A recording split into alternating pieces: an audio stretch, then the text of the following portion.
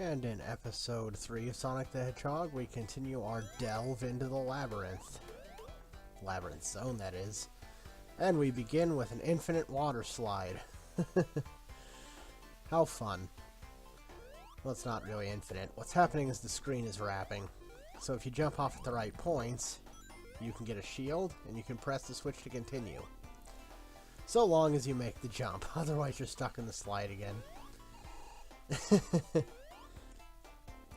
But with that nonsense out of the way, we can continue our journey. Ah, Labyrinth Zone. You're such an interesting level.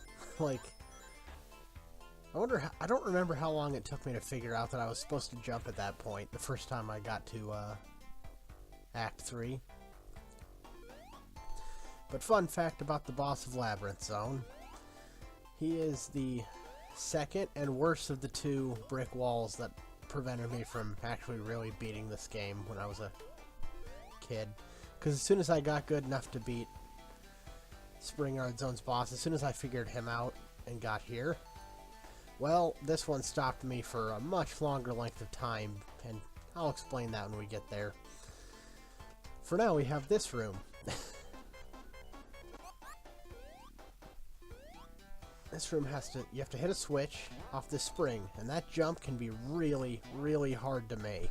And you're pressed for time because you're underwater, and the physics are wonky because you're underwater, so that can be a hard jump to make. But I made it with ease, so let's continue. There's actually not a whole lot to Act 3 of Labyrinth Zone when compared to the other two acts. As soon as you get here, it's a pretty big climb upwards. You have to stand on one of these corks or the rising water will. Man, you're trapped down there at the bottom. But jump up this cliff here and we're approaching the boss. Now, the important thing to know about this boss is do not try to attack him. Thing is, it's more of an obstacle course than a boss. That's why I couldn't beat him. And I'll take a hit here. That's an accident. But the next hit that I take is intentional, because that damage boost just makes that jump way easier. But yeah, it's just an obstacle course. Get to the top and you've won.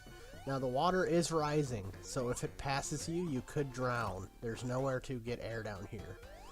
But it took me so long to beat that boss because, you know, I thought you had to defeat him. You know, there's nothing indicating that's what you have to do.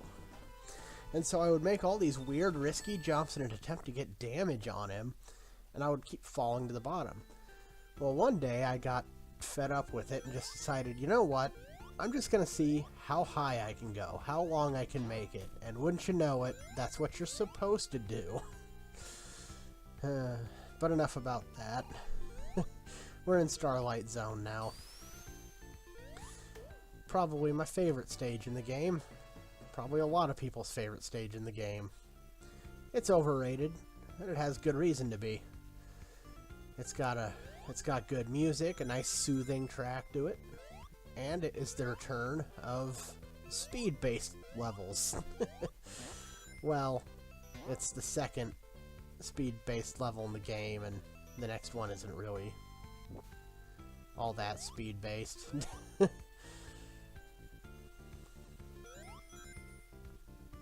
Yep. And I can dig its aesthetic. You know, it's pleasing to the eye to look at this zone. I don't know where we're supposed to be though. Is this like a city at night? I don't know. I don't know what this is. And I'll goof around trying to get this stupid ring box. These fans are annoying. They push you. And so it makes things hard. But look at that, a minute 20. And all because I was goofing around. I could have had it beat quicker if I would just stop with the goofing. Ah well, I'm having fun, so who cares? And why do you care?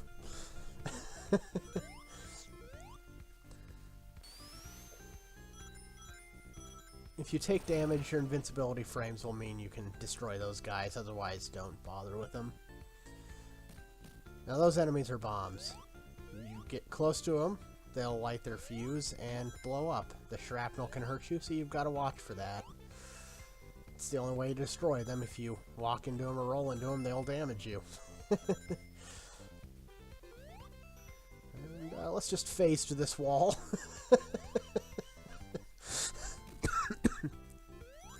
Yay! All right, so we're approaching a part that I need to point out. We'll get there soon enough, and I almost biff it. Up here is 50 rings. Note that this is the last chance you have to get the last Chaos Emerald, and there's no enemies between you and the finish line. So that's essentially a free chance at the last Chaos Emerald, but you have to get it because that's the final special stage opportunity. And look at this, Starlight Zone's going by like nothing. This is what Sonic is. Not those other levels. Even if I like Labyrinth Zone, it does linger a bit too long. It's what prevents me from liking it more than Starlight Zone.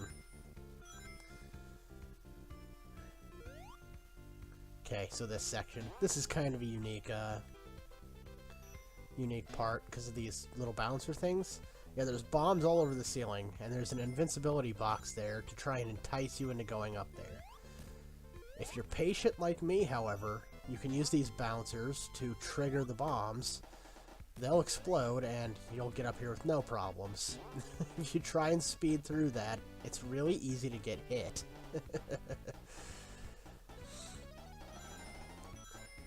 But no joke, people who play this game and are good at it and are really fast at it, they're impressive to watch. You know, I salute people who are better at this game than me. Yeah, they make it fun to watch. Though speaking of fun to watch, whack!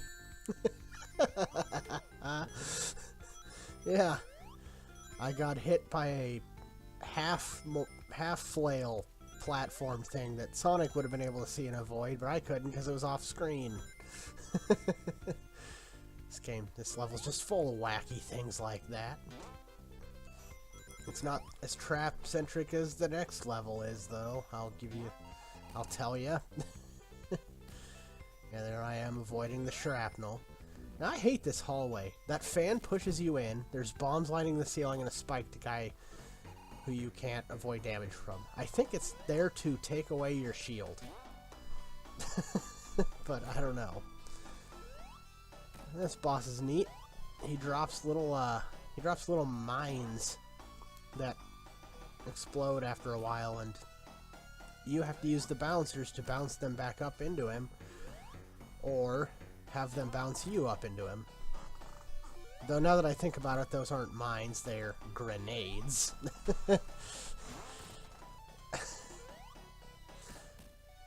It's the difference between a mine and a grenade is he's dropping them and they eventually explode, whereas a mine you have to set off as a trap. And look at me, I'm leaving the platform symmetrical. Because that's who I am. I've passed Act 3. Man, Starlight Zone was quick, wasn't it? Well, back to the slow parts. Scrap Brain Zone, the final zone of the game. Dr. Robotnik's base of operations in Sonic 1, and a level that really wants you dead. This place has traps aplenty, and it is dangerous.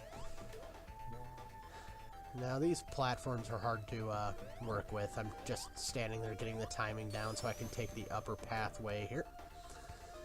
Because in Sonic games, if you don't know, the upper pathways are harder to stay on, but more rewarding, and the lower pathways are easier to get to and stay on, and are less rewarding.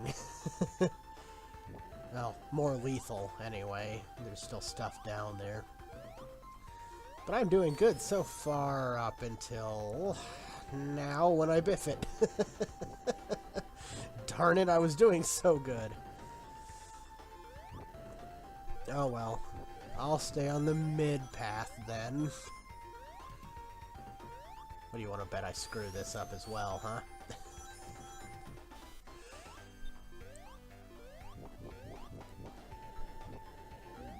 Yep, I have never successfully gotten through that hallway. That fire combined with those spinning platforms is just impossible to get past, I think. At least I'm not able to. I don't see how you do it. Hooray for annoying enemies. They're these little teddy bears that throw exploding balls down these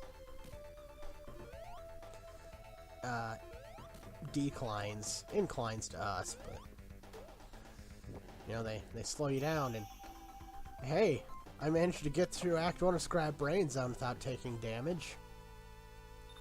Granted, I was moving relatively slow. But that's something I never do. I've never done that before, so isn't that nice? Not that I can remember anyway. But Act 2 brings us inside the base, which really only means the background is different, and it introduces these wheel things with force fields that cling you to them. And you can get a lot of speed by rolling on these things, but I find it harder to aim where you're jumping at when you do that, so I just run.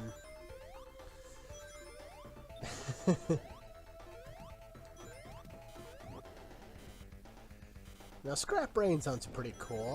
The only reason I don't like it over other levels is because it's just so trap-centric. There's so much going on, it's really hard to memorize, and normally you take a lot of hits. It's just I've been practicing this game a lot before recording it, so I guess that paid off.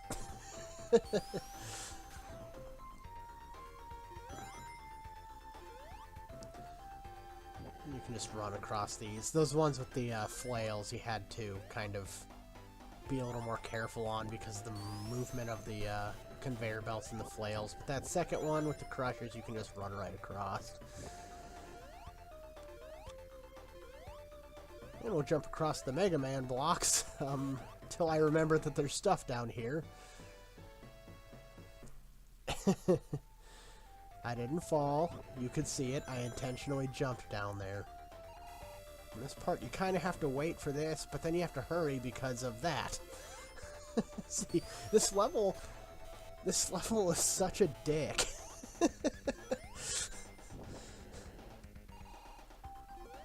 It's a pretty good level, though, I suppose.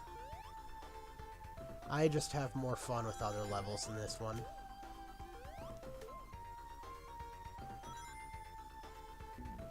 Oh, I almost made it through Act 2 without taking a hit. And then I'm kicking Labyrinth Zone's ass this time around. I don't normally do this good. But Hark, what's this? A level transition? This isn't Sonic 3 and Knuckles. You're not supposed to transition between levels. But it's actually here to introduce and explain Labyrinth Zone Part 4. Or Act 4, as the case may be.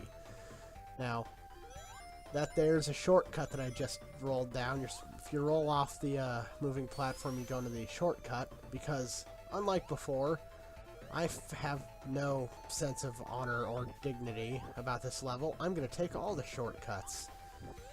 So just jump over the holes I'm jumping over and fall down the holes I fall down to stay on the shortcut path. All the other holes will take you back to the normal path. But yeah, I don't know why this is here. I don't know why we're in another variation of Labyrinth Zone, just with purple water instead of green water. Oh, well, it doesn't matter. I beat it in less than a minute because of that shortcut. And I'll spring to the final zone, which technically counts as its own zone, but I don't really count it as such. It's really just the boss of Labyrinth Zone and the game. Now this is, of all the Genesis-era final bosses, this is the easiest, but it's also the most stressful. And I don't really know how to explain that. You know, the other two, Sonic 2 and Sonic 3 and Knuckles, and I suppose Sonic CD as well. Well, Sonic CDs isn't really that hard either, so let's... I don't know if we should count that. As for the ones on the Genesis, yeah, the other two are way harder than this, but they're a lot more fun, and because this one's a crusher boss, it just feels more stressful. I don't know, it's hard to explain. Like, it's not hard, you're dodging, you know, these electric balls because you don't have any rings, so you can't take a hit. And you're just trying to be on the right side of the screen when the crushers come down. But with that, we've defeated Dr. Robotnik. His schemes for using animals to create robots are at an end this time. And we got the good ending. In the good ending, Sonic uses the Chaos Emeralds to put a bunch of flowers on the screen. Yep, that's the only difference between the good and bad ending. In the bad ending, there's no flowers. It's a really lame reward for getting all the Chaos Emeralds, but... Well, there is one more difference. But I'll talk about that when we get there. So, Sonic the Hedgehog. What else can I say that I haven't already said? It's a good game. Not as fun as future games, which would do it better. I still recommend it, especially if you're curious to see how the first one played and came about. But I would recommend the other two Genesis games before this one, because we're still talking about 2D Sonic on the Genesis, not any other style. But no, play it, it's fun. It's gonna take if you've never played a Sonic game before, it will take time to get used to. But I believe in you.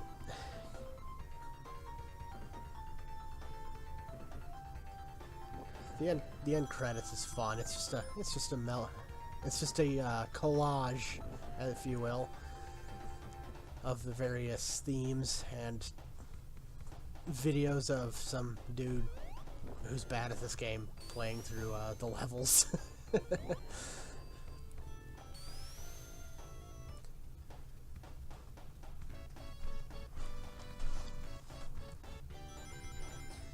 Yeah, there is one more difference between the two endings, though, and we're coming up to it. Right here. If you get all 6 of the emeralds, Dr. Robotnik is throwing a tantrum over the word end. If you don't get them all, he is juggling whatever ones you don't have, and in the background it says try again. Those are your two differences. Not really worth it. I don't recommend going after the Chaos Emeralds if you don't really enjoy it. I typically don't, to be honest. But that was Sonic the Hedgehog. Coming up is Sonic the Hedgehog 2. We're jumping right into that, so I'll see you there. Have a good day. Peace out.